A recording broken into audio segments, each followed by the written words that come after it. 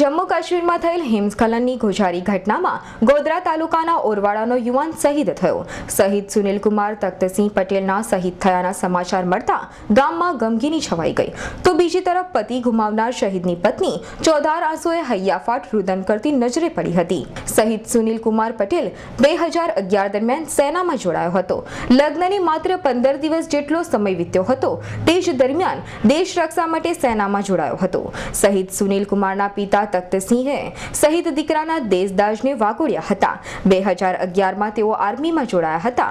પોતાના લગ્નને માત્ર 15 દિવસ જેટલો જ સમય વીત્યો હતો અને તે જ સમયે કોલ લેટર આવતા તેઓ દેશની રક્ષા માટે માદરે વતન છોડી રવાના થયા હતા। દેશભક્તિ અને મા ભૂમિની રક્ષાનો એવો તો જજ્બો હતો કે ગુજરાત પોલીસમાં સિલેક્શન થયા બાદ પણ તેઓ સેનામાં જોડાવાનું પસંદ કર્યું હતું। શહીદ સુનિલ કુમારની પત્નીએ ભીની આંખે જણાવ્યું હતું કે તેઓનો 3 દિવસ પહેલા ટેલિફોનિક સંપર્ક થયો હતો, જેમાં તેઓએ રજા સેક્શન થયા હોવાનું જણાવ્યું હતું અને ટૂંક સમયમાં માદરે વતન આવવાની વાત પણ કરી હતી। શહીદ સુનિલ કુમાર તખ્તસિંહ પટેલ માતા પિતા સહિત પત્ની અને એક 3 વર્ષની દીકરી છોડી ગયા છે। શોકમાં પડી ગયેલ ગ્રામજનો સહિતના પરિવારના પડખે છે। શહીદના પાર્થિવ દેહ વતન લાવવા માટે પરિજનો રાહ જોઈ રહ્યા છે।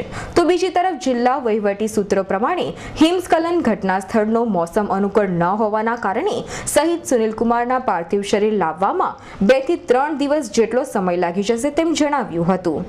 ગર્વની વાત છે કે મારો છોકરો દેશ માટે શહીદ થયો અને એ જ્યારે એને આર્મી જોઈન કરી ત્યારે એને લગ્ન બી થયા હતા।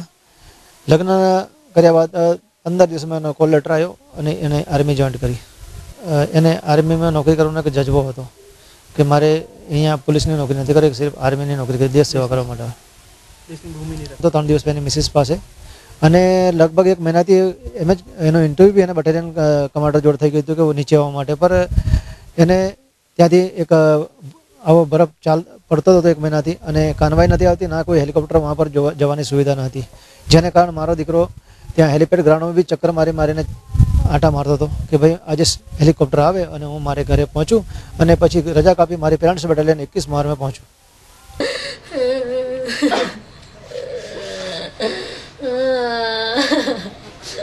દેશ માટે, દેશની રક્ષા માટે જીવનો પ્રાણ આપ્યો છે। શું કહેશો બેન? દેશ માટે મારો પતિ શહીદ થઈ ગયો, દેશની સેવા કરતા કરતા મંગળવારે શું કહ્યું તેમને? કઈ નહીં, હું 2-3 દાડામાં ઉતરી જઈશ। અહીંયા આવવાની વાત કરી, રજા લઈને? હા, રજા લઈને છુટ્ટી મળી ગયેલી છે પણ રસ્તામાં છું એમ। બરાબર, છુટ્ટી મળી ગઈ પણ આવી નતા શક્યા? 2-3 દાડાથી ફોન નહીં આવ્યો। એમના દોસ્તે ફોન કર્યો કે બરફમાં ગુમ છે, એમ દેશ માટે શહીદ થઈ ગયા। હની ભગતનો રિપોર્ટ, ગોધરા।